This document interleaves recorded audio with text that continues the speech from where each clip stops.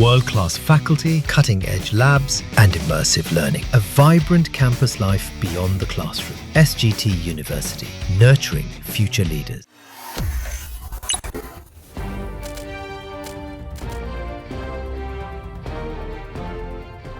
नमस्कार, जजमेंट समझिए माला दीक्षित से कार्यक्रम में आपका स्वागत है। आज मैं आपके साथ चर्चा करूंगी केरल की नर्स निमिषा प्रिया पर, जो पिछले 8 साल से जेल में बंद है। यमन की जेल में बंद है, हिंदुस्तान की जेल में नहीं, यमन की जेल में बंद है 8 साल से, और उसे मौत की सजा सुनाई गई है और उसकी मौत के लिए 16 जुलाई की तारीख भी तय की जा चुकी है। निमिषा की फांसी और माफी के बीच सिर्फ 1 दिन की दूरी है। भारत सरकार भी पूरा जोर लगा रही है, लेकिन यमन में जो अस्थिरता चल रही है वो इसके बीच में रोड़ा बन रही है। तो आज मेरी चर्चा इसी विषय पर है कि निमिषा प्रिया जो यमन की जेल में 8 साल से बंद है और जिसे मौत की सजा सुनाई जा चुकी है, उसको माफी मिलेगी कि नहीं मिलेगी, क्या होगा, और आज सुप्रीम कोर्ट में जो सुनवाई थी उसमें क्या हुआ, इन्हीं सब बातों पर आज मैं आपके साथ चर्चा करूंगी। आज 14 जुलाई थी। 14 जुलाई सोमवार को निमिषा को बचाने की एक याचिका सुप्रीम कोर्ट में सुनवाई पर लगी थी। यह याचिका सेव निमिषा प्रिया इंटरनेशनल एक्शन काउंसिल, एक संस्था है, उसने दाखिल की थी और उसमें याचिका में मांग की गई है कि भारत सरकार को निर्देश दिया जाए कि वो निमिषा को बचाने के लिए डिप्लोमेटिक चैनल से प्रयास करें। ये याचिका में मांग की गई है। याचिका में यह भी कहा गया है कि निमिषा को जैसा पता चला है, जो वहां वकील थे उन्होंने कहा कि ऐसा पता चला है कि निमिषा को 16 जुलाई को फांसी देने की तारीख तय की गई है और उसके बचने का अब बस एक ही तरीका है कि पीड़ित परिवार निमिषा को माफी दे दे और उसके बदले में ब्लड मनी स्वीकार कर ले। तो ये जो मैं आपको बता दूं कि ब्लड मनी और माफी की बात क्या है, जो इस्लामिक लॉ है, शरिया लॉ है, यमन एक मुस्लिम कंट्री है, तो वहाँ पर इस्लामिक लॉ लागू होता है। तो इस्लाम में क्या है, शरिया लॉ में एक व्यवस्था है कि जब किसी को सजा दी जाती है, यानी जिसके ऊपर मर्डर का चार्ज होता है, उसे पीड़ित परिवार माफ कर सकता है, और अगर पीड़ित परिवार माफ कर देता है तो उसकी सजा जो है वो मौत की माफ हो जाती है, लेकिन उसके बदले में ब्लड मनी दी जाती है। यानी एक तरह से आप पीड़ित परिवार को मुआवजा कह सकते हैं, उसका नाम ब्लड मनी है। तो अब वो जो संस्था जिसने याचिका दाखिल की है उसका यही कहना है कि वहाँ पर चूंकि अभी यमन की जो स्थिति है, वहाँ यमन में इस समय एक तरह से गृह युद्ध जैसी स्थिति है, वहाँ कोई स्थिर सरकार नहीं है जिससे डायरेक्ट बात हो सके। और दूसरी चीज़ ये है कि यमन जाने का भी अभी जो है वो परमिशन नहीं है। भारत से यमन जाने पर अभी जो सामान्य रूप से होता है वीज़ा पर रोक लगी हुई है। तो यही फिर मांग की गई है याचिका में कि भारत सरकार ही कोई उपाय करे, कोई डिप्लोमेटिक चैनल के जरिए कोई प्रयास करे, ताकि जो ये माफ़ी की बात है, जो पीड़ित परिवार है वो माफ़ी पर राजी हो जाए। और संस्था ने ये भी कहा है कि जो ब्लड मनी है उसकी व्यवस्था हम लोगों ने कर ली है और हम उसको दे देंगे, पैसा जो भी मांगेंगे वो हम दे देंगे, लेकिन एक कोई व्यक्ति हो जिससे बात कर सके, यहाँ से कोई जा नहीं सकता है, तो सरकार कोई उपाय करे। तो पिछली सुनवाई पर जो अभी 2 दिन पहले शुक्रवार को ये याचिका मेंशन की गई थी सुप्रीम कोर्ट में, और ये कहा गया था कि 16 तारीख तय है उसकी फांसी के लिए, तो कोर्ट ने मामले की गंभीरता को देखते हुए आज यानी सोमवार 14 जुलाई को केस सुनवाई पर लगाया था। और उसी दिन कोर्ट ने अटॉर्नी जनरल जो है उनको भी कहा था कि वो जब सुनवाई हो 14 जुलाई को, वो आकर के कोर्ट को जो ताज़ा स्थिति है उससे अवगत कराएं। तो आज जो केस लगा था उसमें अटॉर्नी जनरल आर वेंकटरमणी जो थे वो कोर्ट में पेश हुए और उन्होंने स्थिति बताई, और आज मामले की सुनवाई न्यायमूर्ति विक्रमनाथ और न्यायमूर्ति संदीप मेहता ने की। तो अटॉर्नी जनरल वेंकटरमणी जो पेश हुए, उन्होंने कोर्ट को बताया कि सरकार हर संभव प्रयास कर रही है। सरकार के लिए एक निर्धारित सीमा होती है जहां तक सरकार अप्रोच कर सकती है, और सरकार ने वहां तक प्रयास किया है। लेकिन अभी तक कोई जो परिणाम होना चाहिए सकारात्मक वो वैसा नहीं निकला है, ये आज उन्होंने बताया। यानी सरकार ने अपनी सीमा बताई कि हम सब कुछ कर लिए हैं, सब कुछ कर रहे हैं, लेकिन अभी तक कोई बात बनी नहीं है, ये बात उन्होंने बताई। उन्होंने कहा, अटॉर्नी जनरल ने कोर्ट से कि सरकार की ओर से निमिषा की सज़ा जो है वो निलंबित करने का भी अनुरोध किया गया।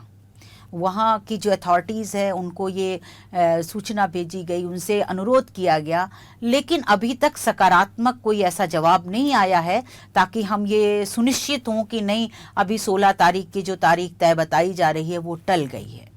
तो ऐसा नहीं हुआ। और ये भी कहा सरकार की ओर से, आर वेंकटरमणी जो अटॉर्नी जनरल हैं उन्होंने कहा कि एमईए का जो मिनिस्ट्री ऑफ एक्सटर्नल अफेयर्स हैं उनके सेक्रेटरी साहब यहाँ मौजूद हैं, उन्होंने भी आज सुबह ही मुझे सारे केस में जो प्रयास किए भारत सरकार की ओर से किए गए हैं निमिषा को बचाने के लिए और उसकी मौत की सज़ा टलवाने के लिए, उन्होंने मुझे आज बताया है कि सारा अपडेट दिया है। लेकिन बात यही है कि अभी तक कोई ऐसा सकारात्मक नतीजा सामने नहीं आया है। और उन्होंने ये भी कहा कि जैसे एक वहाँ प्रभावशाली शेख हैं, उनसे भी बात की गई है, तो वो भी अभी कुछ ऐसा नहीं है कि बात बन जाती। हालांकि अनौपचारिक रूप से एक मैसेज जरूर है कि फिलहाल जो निमिषा की मौत की सज़ा है वो टाल दी जाएगी, लेकिन ये भी कंफर्म नहीं कर सकते हैं। दूसरी चीज़ जो अटॉर्नी जनरल ने आज सुप्रीम कोर्ट को बताई, उन्होंने ये कहा कि ये चीज़ें बहुत संवेदनशील मामला है ये, और जो हमारे पास जो अनौपचारिक भी मैसेज है ये कि अभी शायद उसकी फांसी या जो मौत की सज़ा है जो भी प्रकार होता होगा वहाँ सज़ा देने का वो टाल दी जाए, तो ये बहुत ही गोपनीय चीज़ है और इसको हम अभी साझा नहीं कर सकते क्योंकि ये इंटरेस्ट में नहीं होगा, ये प्रतिकूल भी हो सकता है। तो उन्होंने अपनी मजबूरी बयां की कि ये कॉन्फिडेंशियल है और इसको हम अभी साझा नहीं कर सकते हैं। उन्होंने ये भी कहा कि यमन की स्थिति जो है वहाँ एक स्तर तक ही तो सरकार अभी वो कर सकती है, अप्रोच कर सकती है, वहाँ की स्थिति अन्य देशों जैसी नहीं है। और उन्होंने कहा वेंकटरमणी ने कि ब्लड मनी देने और माफ़ी देने की जो बात है वो एक तरीके से प्राइवेट बात होती है, यानी पीड़ित परिवार और जो एक्यूज्ड फैमिली है उसके बीच की बात होती है। तो उसमें भी जो बात है जैसा पता चला है तो उसमें भी वो लोग जो पीड़ित परिवार है वो माफ़ी देने को राजी नहीं हो रहा है। तो जो उनके रिश्तेदार अगर माफ़ी देने को राजी नहीं हो रहे हैं तो एक तरीके से भारत सरकार की ओर से अपनी सीमाएं आज बताई गई, लेकिन ये जरूर कहा गया कि वो बराबर प्रयास कर रहे हैं और प्रयास करते रहेंगे, जारी रहेगा प्रयास, लेकिन कोई अभी तक उनको कोई साफ नतीजा नज़र नहीं आया। तो सुप्रीम कोर्ट ने भी कहा कि सुप्रीम कोर्ट को भी मालूम है कि ये भारत का सुप्रीम कोर्ट है, इसकी अपनी सीमाएं हैं। सुप्रीम कोर्ट किसी दूसरे देश को सीधा सीधा किसी बात पे आदेश निर्देश नहीं दे सकता है। सुप्रीम कोर्ट इस मामले को सुन रहा है क्योंकि निमिषा भारत की नागरिक है और वो वहाँ संकट में है और उसके लिए पिटीशन डाली गई है। तो सुप्रीम कोर्ट ने ये कहा कि अच्छा ठीक है, जब भारत सरकार ने ये बताया कि उसको अनौपचारिक रूप से ये मैसेज है कि फ़िलहाल फांसी टल सकती है निमिषा की और आगे प्रयास किया जा रहा है चीज़ों के लिए, तो उन्होंने कहा ठीक है, हम मामले की सुनवाई शुक्रवार तक टाल देते हैं और शुक्रवार को सरकार हमें ताज़ा स्थिति से अवगत कराए कि क्या आगे हुआ, क्या प्रयास चल रहे हैं। क्योंकि बहुत सारी चीज़ें ऐसी, ये मामले ऐसे होते हैं जहां सीधी सीधी सरकार होती है। हम आपको बता दें कि ऐसा डिप्लोमेटिक चैनल भी भारत सरकार का और यमन का ऐसा खुला हुआ नहीं है जिससे डायरेक्ट बात हो सके और चीज़ें निगोशिएट की जा सके या अनुरोध किया जा सके। ये एक अंदर खाने चैनल से ही बात की जाती है जैसा कि यहाँ हो रहा है, और जबकि बाकी देशों में अलग स्थिति है। लेकिन यमन में आप लोगों को मालूम होगा कि इस समय स्थिति जो है थोड़ी अलग है। वहाँ सरकारी स्थिति जो है एक गृह युद्ध जैसी कई साल से वहाँ पर स्थित हुई है, तो वहाँ की स्थिति थोड़ी अलग है और वहाँ की जो अथॉरिटीज़ हैं, सरकार हैं, उनसे डायरेक्ट कोई ऐसा कांटेक्ट नहीं है ताकि ये बातें रखी जा सके, लेकिन प्रयास किए जा रहे हैं। तो जब सुप्रीम कोर्ट ने कहा कि हम मामले की सुनवाई शुक्रवार तक टालते हैं, और जो शुक्रवार को उन्होंने कहा अटॉर्नी जनरल से कि आप हमें केस की ताज़ा स्थिति से अवगत कराइएगा। तो जब सुप्रीम कोर्ट ने ऐसी मंशा जाहिर की कि केस की सुनवाई शुक्रवार तक के लिए फ़िलहाल टाल दी जाए और स्थितियों को देखा जाए कि क्या होता है, और उम्मीद की जाती है कि कुछ अच्छा होगा, कुछ ठीक होगा, शायद निमिषा को बचा लिया जाए, कुछ निगोशिएशन हो जाए, या वो जो पीड़ित परिवार है वो तैयार हो जाए। तो याचिकाकर्ता संस्था के जो वकील थे उन्होंने कोर्ट से अनुरोध किया कि कोर्ट ये ऑर्डर कर दे कि जब तक ये हो रही है, यहाँ पर पेंडिंग है मामला और प्रयास किए जा रहे हैं, यानी शुक्रवार तक के लिए, तो फिलहाल जो है उसको मौत की सज़ा ना दी जाए, टाल दी जाए। तो सुप्रीम कोर्ट ने बहुत बड़ी बात की। सुप्रीम कोर्ट ने बिल्कुल सही कहा।